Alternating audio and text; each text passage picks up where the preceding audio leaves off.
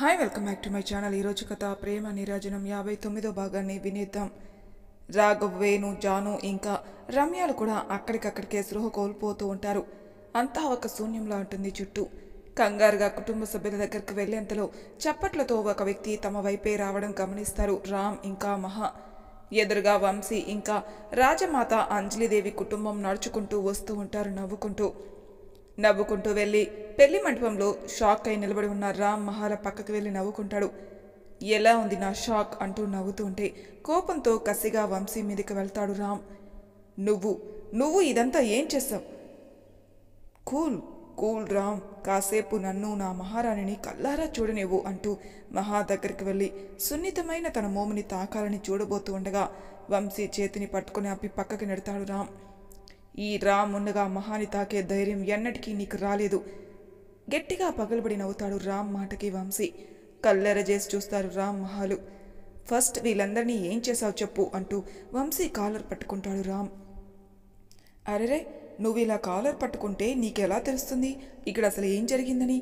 ఇక్కడ యజ్ఞం జరుగుతుంది, ఈ మహారాణి సొంతం చేసుకునేందుకు. ఈ యజ్ఞానికి ఆహుతి ఇవ్వాలిగా, అందుకే ఇది అంటూ పడి ఉన్న అందరినీ చూపిస్తాడు నవ్వుకుంటూ. షటప్, ఏం చేసావో మర్యాదగా చెప్పు. ఆహుతిగా ఇక్కడున్న వారి ప్రాణం బలిచ్చాను అనగాని షాక్ అయి నిలబడతాడు రామ్ మహా. వాట్ అంటూ. ఏమైంది రామ్, నీకు నమ్మకం కుదరడం లేదు కదా? ఇంతమంది అతిథులు, ఇంత సెక్యూరిటీ, పెద్ద పెద్ద రాజకీయ నాయకులు, ఎలా వీరందరినీ ఒకేసారి ప్రాణం తీయగలను అని వంశీ చెప్పింది విని కంగారు పడుతుంది మహా. కానీ రామ్ మాత్రం వంశీ మాటలపై నమ్మకం ఉండదు. రామ్ అంటే వీళ్ళందరూ అంటూ తన చుట్టూ పడి ఉన్న వాళ్ళందరినీ చూసి కన్నీరు మున్నీరుగా ఏడుస్తుంది మహా. మహా నన్ను చూడు, నువ్వు భయపడకు, ఇదంతా అబద్ధం, ఎవ్వరికీ ఏం కాలేదు. ఇక్కడున్న వారంతా రాజ్యసభ సభ్యులు, డిపార్ట్మెంట్ సెక్యూరిటీ, ఇక్కడున్న ఏ ఒక్కరికి ఏమి జరిగినా అంటూ వంశీని చురుగ్గా చూసి, వీడు ఈ ప్రపంచంలో ఎక్కడ దాక్కున్నా ప్రాణాలతో మాత్రం బ్రతకడు. నిన్ను భయపెట్టి వీడు అనుకున్నది సాధించాలని అనుకుంటున్నాడంతే. నీ పక్కన నేనున్నాను, వీడు అనుకున్నది ఎప్పటికీ జరగదు అంటూ ధైర్యం చెప్తుంటే గట్టిగా నవ్వుకుంటారు వంశీ ఇంకా తన కుటుంబ సభ్యులు. అసలు నువ్వంటూ ఒకడివి ఉంటేనే కదా అభిరామ్ కృష్ణ, ఈ యజ్ఞంలో అతిపెద్ద ఆహుతి నీదే జరగబోతుంది. నా మహారాణిని నా సొంతం చేసుకోవాలని ఇన్ని రోజులు నా దీక్షకు నిరీక్షణకు నీ చావుతో ముగింపు కాబోతుంది. ఇంకా ఇక్కడ వారందరి చావు అంటావా?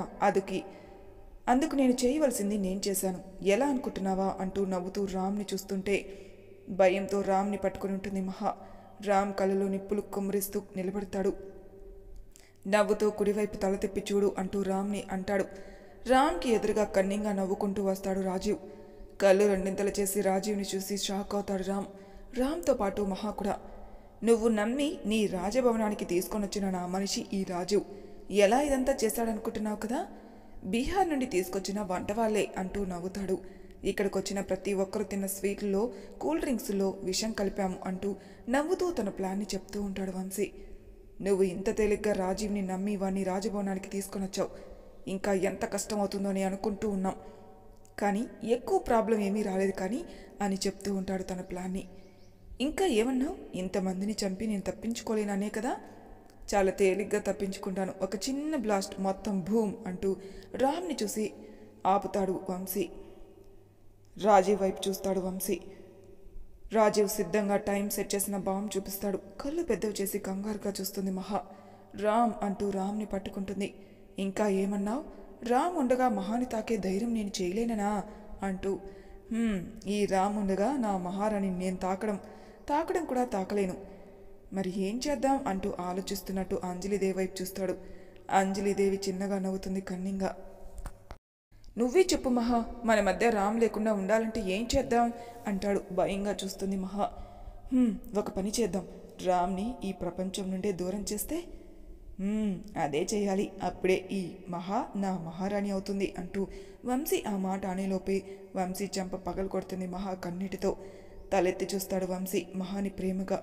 నిప్పులు కక్కిన కళ్ళతో రామ్ని ఏదైనా చేయాలని ఆలోచన వచ్చినా ఈ మహా నిన్ను అంటూ ఉండగా అంటూ చిన్నగా అరుస్తాడు రామ్. తల తిప్పి రామ్ని చూస్తుంది కంగారుగా మహా. రామ్ తన చేతిని పట్టుకుని వాసుని చూస్తాడు. రామ్ అంటూ అరుస్తూ రామ్ దగ్గరికి పరుగున వెళ్తుంది మహా. మళ్ళీ షాక్ అయి వాసుని చూస్తారు. వాసు అంటూ వంశీ ఇంకా వాసుని చూస్తారు ఇద్దరు. అంటే నువ్వింకా మారలేదా, మారినట్టు నటించావా అంటుంటే నవ్వుకుంటూ వంశీ దగ్గరికి వెళ్ళి నిలబడతాడు వాసు. నువ్వేమనుకున్నావు మహా, నేను జైలుకి వెళ్ళడానికి కారణం అయినా మీ అందరినీ క్షమించి నేను మంచివాడిగా మారాననుకున్నావు కదా? అస్సలు లేదు. నాకు ఇప్పటికీ ఈ ఆస్తే కావాలి. అందుకు నా అనుకున్న నా తల్లిదండ్రులు చంపడానికి కూడా నేను వెనకాడను అంటాడు. ఇప్పుడు నువ్వు వంశీకి ఆస్తి మొత్తం నాకు ఇంకా రామ్ అంటూ తన చేతిలో ఉన్న ఇంజెక్షన్ చూపించి చిన్నగా నవ్వుతూ ఈ పాయిజన్ ఇంజెక్షన్తో రామ్ ఆ దేవుడి దగ్గరికి అంటుంటే రామ్ని కంగారుగా చూస్తుంది. రామ్ని పట్టుకొని రామ్ నెమ్మదిగా పాయిజన్ ఎఫెక్ట్కి నేల కూలిపోతూ ఉంటాడు. మహా రామ్ని చూసి ఏడుస్తూ ఉంటుంది. రాస్కెల్, నువ్వు మారావు అని నమ్మి కేవలం పద్మ కోసం, పిన్ని బాబాయిల కోసం రామ్ నిన్ను మళ్ళీ రాజభవనానికి తీసుకొని వచ్చారు. కానీ నువ్వు అందరి నమ్మకాన్ని నేలమట్టం చేశావు. నేను యాక్ట్ చేస్తే నన్ను నమ్మి తీసుకొని రావడం రామ్ తప్పు. నేను కేవలం నా పని నేను చేశాను అంటాడు వాసు. వంశీని చూస్తాడు. వంశీ, నువ్వు చెప్పిన పని నేను చేశాను, ఇంకా నీ పని నువ్వు చేయాలి అంటుంటే వంశీ నవ్వుతూ మహా ముందు వెళ్ళి కూర్చుంటాడు. చెప్పాను కదా మహా, ఆ రోజే చెప్పాను, నన్ను అప్పుడే పెళ్లి చేసుకో. వీడిని, ఈ ఆస్తిని, వీడి కుటుంబాన్ని, ఈ సింహగిరిని అన్నిటినీ వదిలేస్తా అని. కానీ వీడు హీరోలా నాతో ఫైట్ చేసి నన్ను జైలుకు పంపాడు. జైలుకి వెళ్తున్న ఆ క్షణమే చెప్పాను, నిన్ను దూరం చేసిన ఏ ఒక్కరిని ప్రాణాలతో వదలనని.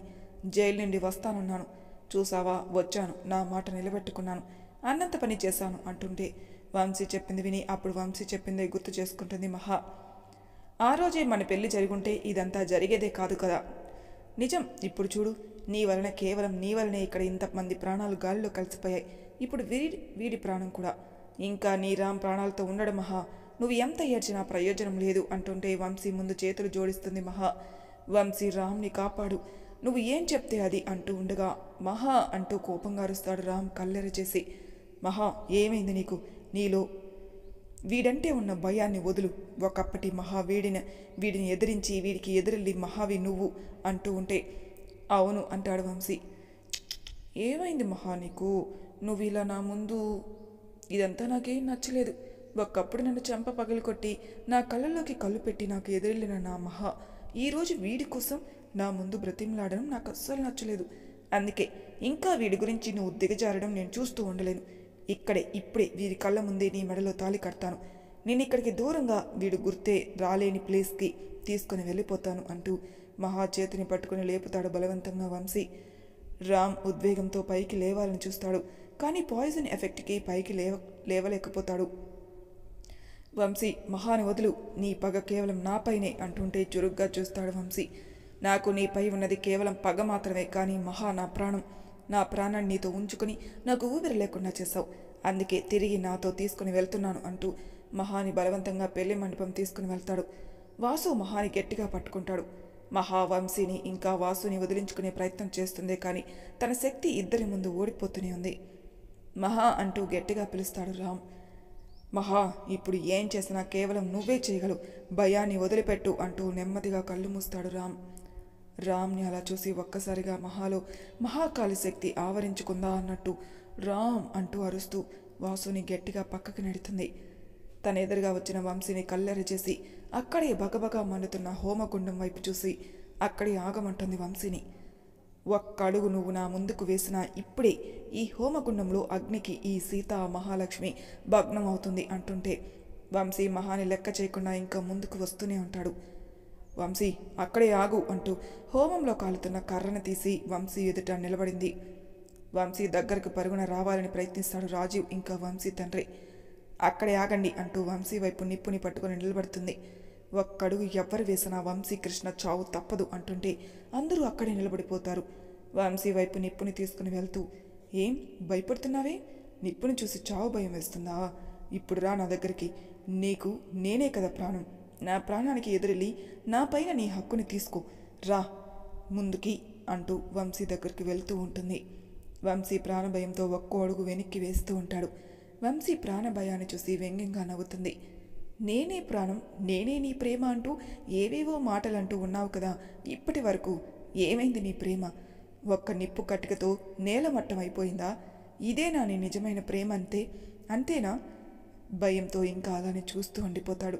నిజమైన ప్రేమ అంటే ప్రేమించిన మనిషి కోసం ప్రాణాలు ఇవ్వడం, తీయడం కాదు. ఇది కేవలం సాధించాలని పట్టుదల అంతే. నిజమైన ప్రేమ అంటే ఒకరితో ఒకరు కలిసి బ్రతకడం కాదు, ఒకరి కోసం ఒకరు బ్రతకడం. నీకు ఎప్పటికీ నిజమైన ప్రేమకు అర్థం తెలీదు. ఎక్కడైనా ప్రేమిస్తే ఆ ప్రేమను తన సొంతం చేసుకోవాలని పెళ్లి చేసుకుంటారు, లేదా తన ప్రేమ మనసును అర్థం చేసుకుని ప్రేమించిన మనిషి సంతోషం కోసం ఆ ప్రేమకే దూరం అవుతారు. కానీ నువ్వు రాజ్యాధికారం కోసం మనుషులతో మనసులతో ఆడుకోవాలని ప్రయత్నించావు. నీకు ప్రేమ విలువ ఎప్పటికీ అర్థం కాదు. నీది ప్రేమే కాదు. రామ్ని చంపితే నన్ను సొంతం చేసుకోవాలని రాక్షస ప్రయత్నాలు అన్నీ చేస్తున్నావు. కానీ రామ్ ఈ లోకంలో లేకపోతే ఈ సీత కూడా ఉండదని నువ్వు ఊహించలేకపోయావు. నేనే లేకపోతే అప్పుడు ఎక్కడుంటుంది నీ ప్రేమ? అందుకే మొదట నీ అంతంతో ఇక్కడున్న వారందరి ఆత్మలకి శాంతి చేకూర్చే ఈ మహాతన రామ్ దగ్గరికి వెళ్తుంది అంటూ వంశీ దగ్గరికి నిప్పుని పెట్టి భయపెడుతోంది. ఏయ్ మహా, వంశీకి ఏదైనా అయితే అంటూ వార్నింగ్ ఇవ్వబోతాడు వంశీ తండ్రి. ఏం చేస్తావు అంటుంది కర్ణకంఠంతో. నన్ను చంపుతావా? వంశీని చంపితే నన్ను చంపుతావా? నువ్వు ఏమనుకుంటున్నావు? ఈ మహా ఇంకా ప్రాణాలతో ఉందని నువ్వు అనుకుంటున్నావా? ఏ క్షణమైతే రామ్ ప్రాణం పోయిందో ఆ క్షణమే మహా కూడా ప్రాణాలు పోయాయి. ఇంకా మిగిలి ఉన్నది మీరు, మీ అందరూ. వంశీ చావుతో మీ అందరి చావుకి నాంది పలుకుతుంది అంటూ వంశీ దగ్గరికి వెళ్తూ ఉంటుంది. నా రామ్ కళ్ళు మూస్తూ నాలో చూడాలనుకున్నది, నాలో వీడి వలన పోయిన ధైర్యం తిరిగి రావడం. ఈ క్షణం నా రామ్ కోరిక తీరబోతుంది. వీడిని నా చేతులతో చంపి అంటూ వంశీ దగ్గరికి వెళ్తూ ఉంటే, రామ్ ఇంకా చనిపోలేదు అంటూ అరుస్తాడు వంశీ తండ్రి. డాడ్ స్టాప్ ఇట్ అంటూ ఉండగా వంశీ ఆగు అంటూ మహాను చూస్తాడు. తన శరీరంలో ప్రవహిస్తున్న విషానికి కేవలం స్పృహలో లేడంతే. టైంకి తనకి ట్రీట్మెంట్ ఇస్తే బ్రతికే అవకాశం ఉంది అంటూ నోరు జారేస్తాడు వంశీని కాపాడుకునే ప్రయత్నంలో. నేను నమ్మను, వంశీని కాపాడుకోవడానికి అంత అబద్ధం చెప్తున్నారు అంటే వంశీ దగ్గరికి వెళ్తూ ఉండగా, నేను చెప్పేది నిజం అంటూ, కావాలంటే నేను ఇప్పుడే ఇక్కడికే డాక్టర్ని పిలిపిస్తా అంటాడు. డాక్టర్కి కాల్ చేయబోతూ ఉండగా గట్టిగా చప్పట్లు కొడుతున్న శబ్దం వినపడడంతో శబ్దం వస్తున్న వైపే చూసిన వారందరికీ దిమ్మ తిరిగిపోతుంది, ఒక్క మహాకి తప్ప. తన చేతిలో ఉన్న చితి చేజారిపోతుంది మహాకి. మహా మాత్రం క్లాప్స్ కొడుతూ ఉన్న రామ్ని చూసి కళ్ళ వెంట కన్నీరు కారుస్తుంది. అందరూ రామ్ కళ్ళు తెరవడం చూసి వాళ్ళు ఇంకా షాక్ నుండి బయటికి రారు. రామ్ అంటూ పరుగున వెళ్ళి రామ్ని హత్తుకొని ఏడుస్తుంది. వంశీ ఇంకా వంశీ ఫ్యామిలీ షాక్ అయి వాసు వైపే చూస్తారు. వంశీని చూసి ఒక నవ్వు నవ్వుతాడు వాసి. రామ్ రామ్ మీకు ఏం కాలేదు కదా అంటూ రామ్ ఒళ్ళంతా తడుముతూ ఏడుస్తుంటే మహా కన్నీటిని తుడిచి తన గుండెలకి అదిమి పట్టుకుంటాడు. నాకేం కాలేదు మహా, నాకు ఏమీ కాలేదు అంటూ మహాని ఓదార్చుతూ ఉంటాడు వెన్ను నిమురుతూ. అంటే వాసు అంటూ వాసు వైపు చూస్తుంది. వాసు నాకు ఎలాంటి పాయిజన్ ఇంజెక్షన్ ఇవ్వలేదు. ఇదంతా కేవలం నీలో పోయిన ధైర్యాన్ని తిరిగి రప్పించి నీలో నాకు ఏమైనా అవుతుందన్న భయాన్ని బదిలించడానికి చేసిన చిన్న ప్రయత్నం అంతే. నాకు ఏదైనా అయితే నా మహా ఏడుస్తూ ఉండదు. మహా ఏం చేయగలదని నిన్ను భయపెడుతున్న ఆ భయానికి తెలియాలి అంటూ వంశీ వైపు చూస్తాడు. అందులో నాకు సహాయంగా నిలబడింది వాసు అనగానే అందరూ స్టన్ అయిపోయి నిలబడిపోతారు. వాసు అంటూ తన పైకి వెళ్ళబోతాడు వంశీ. వెళ్తున్న వంశీని షూట్ చేస్తాడు రాఘవ్. అది కాస్త వంశీ భుజానికి తగులుతుంది. వంశీ అంటూ అరుస్తూ అక్కడికక్కడికి నేల కూలిపోతుంది అంజలిదేవి ఇంకా తన కుటుంబం. వేణు, జాను, రమ్య ఇంకా అక్కడికి వచ్చిన ప్రతి ఒక్కరు కళ్ళు తెరుస్తూ ఉంటారు. అంటే ఇదంతా వంశీని ఇక్కడికి రప్పించేందుకు, వంశీ అంటే నీలో ఉన్న భయాన్ని పోగొట్టి నా మనపటి మహాని నేను తిరిగి పొందడానికి. అంటే మీకు ఇదంతా ముందే? ఇదంతా నేను ఆ రోజే ప్లాన్ చేశాను. ఏ రోజైతే వీడికి భయపడి నన్ను వదిలి వెళ్ళిపోయావో నాకు తెలుసు. నువ్వు ఎక్కడ ఉన్నా వంశీ నిన్ను వదలడు. వంశీ జైల్లో ఉండగా నేను ఏమీ చేయలేను, ఎందుకంటే మనం చట్టాన్ని గౌరవించాలి కాబట్టి. వంశీ అంటే నీలో ఉన్న భయాన్ని ధైర్యంగా మార్చలేను. అందుకే వంశీ బయటపడేందుకు ఏమైతే చేస్తాడో అన్నీ చేయనిచ్చాను. వంశీని నేను ఆ రోజు ఎయిర్పోర్ట్లోనే పోలీసుల నుండి తప్పించినందుకు కాల్చి పారేయొచ్చు. దానితో నీలో వంశీ అంటే ఉన్న భయం పోవచ్చు కూడా. కానీ మహా, నేను అలా చేయకపోవడానికి కారణం ఉంది. ఒకవేళ అలా చేస్తే నేను నీ ధైర్యం అవుతాను. నీ భయం వంశీ అయితే నీ ధైర్యం నేను.